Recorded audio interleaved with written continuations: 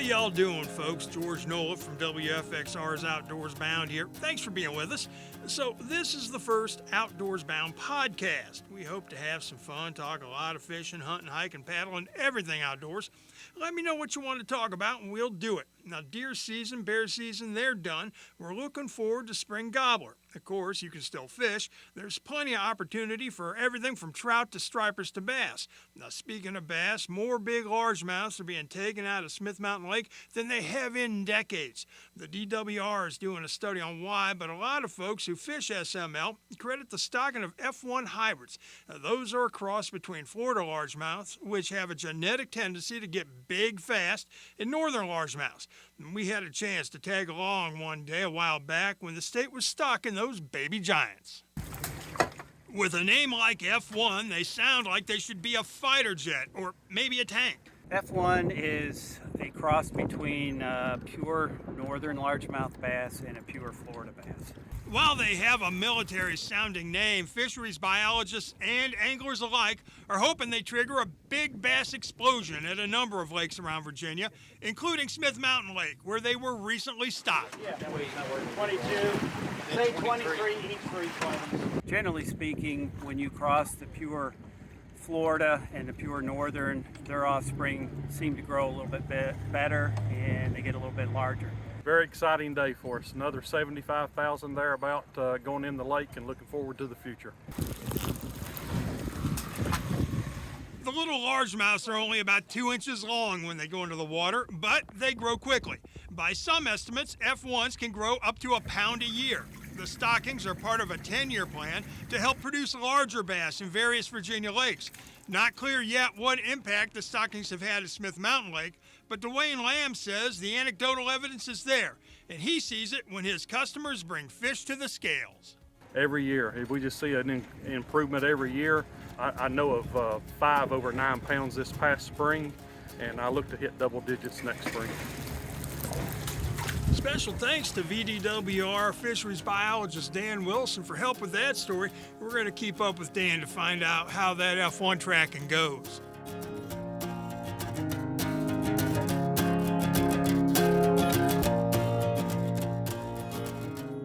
Sticking with fishing, Virginia's trout stocking program goes through the end of May on select waters.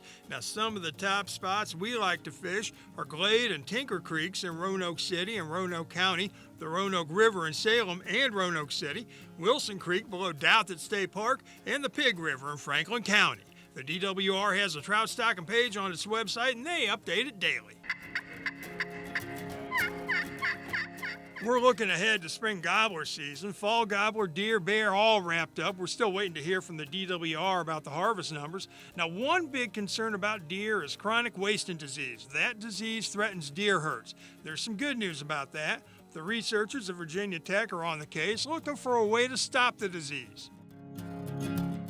What Professor Luis Escobar does in his office at Virginia Tech could determine the future of deer and deer hunting in Virginia. This is an epidemic. It's still spreading. We are discovering chronic wasting disease in new populations, in new areas. This is the group of service. Escobar is one of the top chronic wasting disease experts in the country. He's leading a research effort to slow or stop transmission of a disease that has the potential to wipe out deer populations. Virginia is just starting. We have infectious areas in the border with West Virginia, in the north of Virginia. So it's not widespread across the state, and that's a big opportunity for us to act now. And that's why we need now hunters hunting. Chronic wasting disease, or CWD, is caused by something called a prion. That's an abnormal protein. It's 100% fatal in deer, and it's spreading through herds across North America. Because there is no cure, Escobar's research is all about containment, predicting the most likely path of spread. Herd management is key, and he says the solution involves hunters. We are playing the role of predators. We are reducing the density of populations. We are recovering animals, and that keeps herds healthy. I cut a path that comes out right there.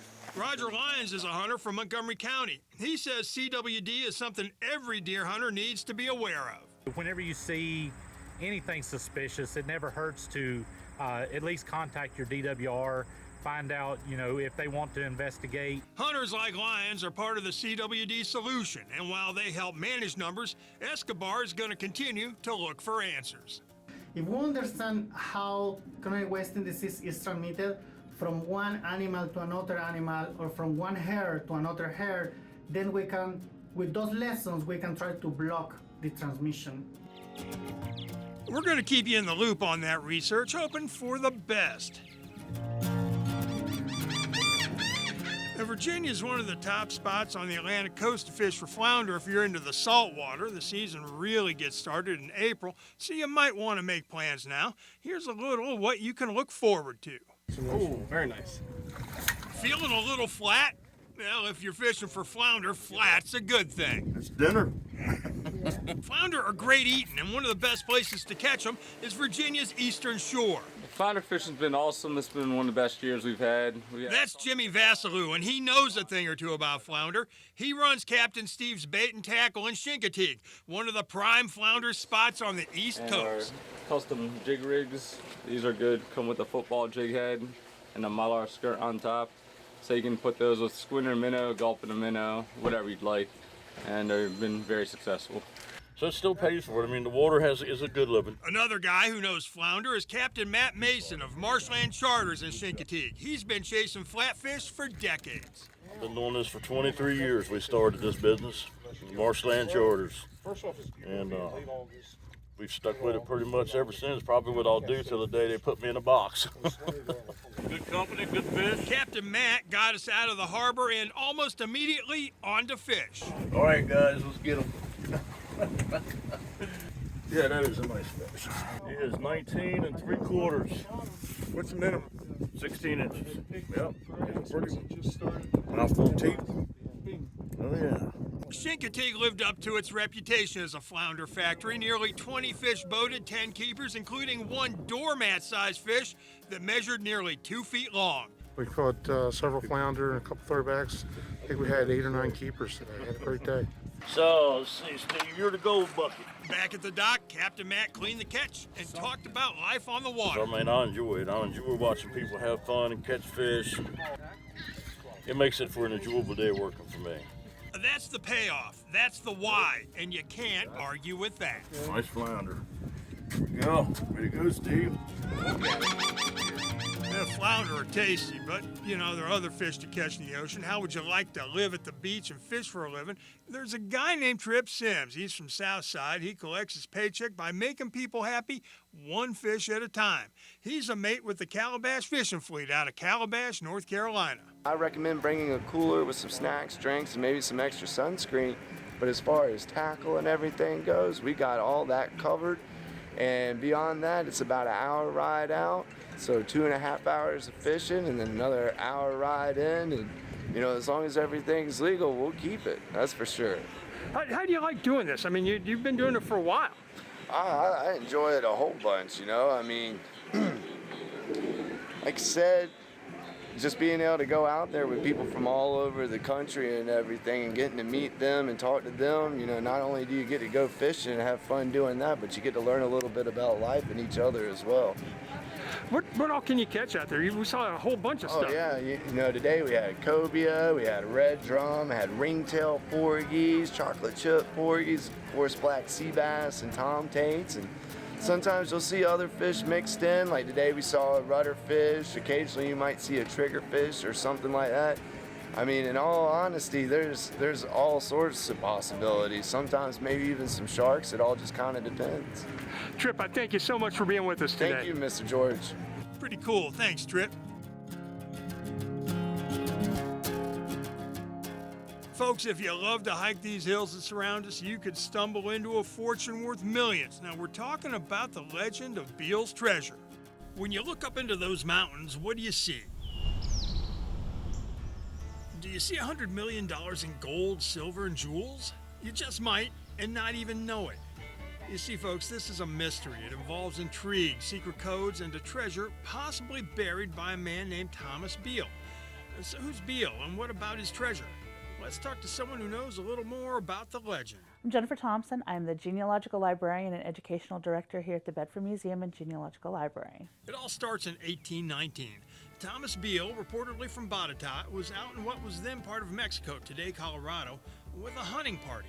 And they're hunting for buffalo and they're doing their thing. And next thing you know, some buddies go, wait a minute, I found some gold. And like, oh, sweet, let's go get it. So they go out and they get all this gold and all this different jewels and different things and like, hey, let's take it back home. We're going to hide this sucker. And hide it he did.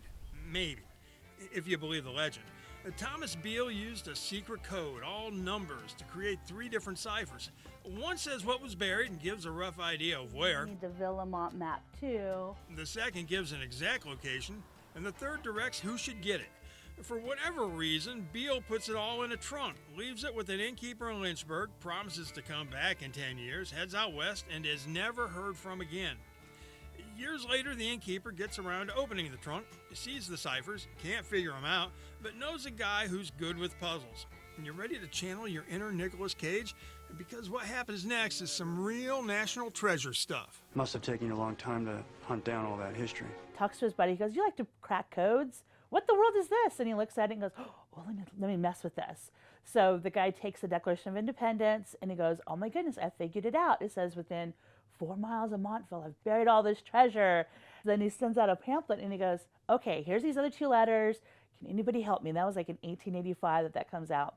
And they're like, oh yeah, let's see. And so people have been trying to crack the code since 1885 using all sorts of different documents. The stream of fortune hunters has not stopped coming to Bedford County. There's one guy who's seen a lot of them through the years. I'm Danny Johnson. I'm low man on the totem pole here at Johnson's Orchards and Peaks of Auto Winery, just having a great time. Danny's lived Bedford County history for 82 years, knows even more than that. He has some stories to tell about people with gold fever, including a woman who thought she'd found the treasure in a Bedford County cemetery. It may be a good place for that treasure, but the judge has sent one lady back to Pennsylvania because she dug in a cemetery and told her never to come back to Virginia. She may have been wrong, but get this. World-famous treasure hunter, the late Mel Fisher, also came to Bedford County looking for the Beale treasure. He talked to Danny, and Danny says Fisher believed the legend, said it was true. Oh yeah, Mel was up here. He came up and he hunted for it and decided, he said, that the treasure had been found, that he found the place where it was buried, but it was empty. All right, I'm in Montvale in western Bedford County, and Montvale plays a pretty prominent role in this story. You see, it's where a place called Buford's Tavern was located. Doesn't exist anymore, but back then, Thomas Beale sat down in Buford's Tavern and he wrote his ciphers. He describes where he buried the treasure. It's supposed to be within 4 miles of Buford's Tavern. Don't know which direction, east, west, north, south, just don't know. The one thing that is for sure is that the terrain around here is pretty rugged. We're talking about mountains, and that would have presented problems for Thomas Beale when he was burying that treasure.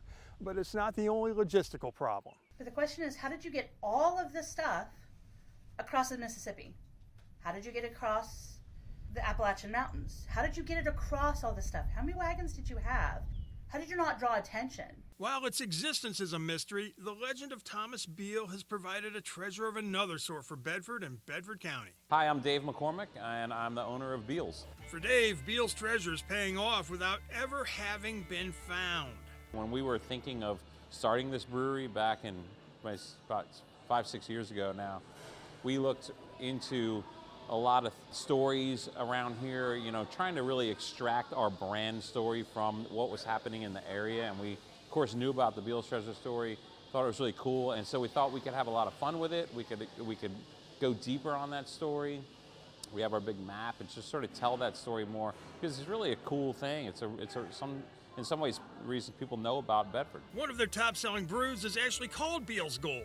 But do treasure hunters ever check in at the brewery? We do, and you know, in fact, it's interesting. A lot of people will write to us and say, hey, they solved the mystery.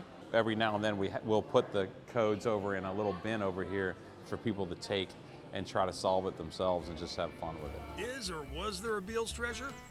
That's a question with no easy answer. Everyone we talked with says there's evidence to suggest maybe it did, and just as much to say maybe it didn't. The only thing we know for sure is some people still believe. And hope is always a good thing. It's out there. It's either been found or it hadn't been found. If it's been found, you're gonna find out where it was at. If you're looking for it. If it hadn't been found, you're gonna find the gold. So, but either way, you're gonna have to hunt. And whether or not that treasure's real, it still gives you an excuse to get out and do a little trail walking in some of the most gorgeous scenery anywhere. Folks, we live in a beautiful place. Embrace it. Take advantage of all our great outdoors opportunities. And on that note, we're going to wrap it up. Until next time, I'm George Noleff from WFXR's Outdoors Bound. Tight lines and good hunting, y'all. You build the mountains in your dreams. You lead the world so you can breathe. Whoa. You walk on fields inside your mind. You cross the oceans and the skies. Whoa. It's like you found a better way. Don't fight them all on what they say. Just turn around and walk away. But if you leave again, just take me there with you. But if you leave again, just take me there with you.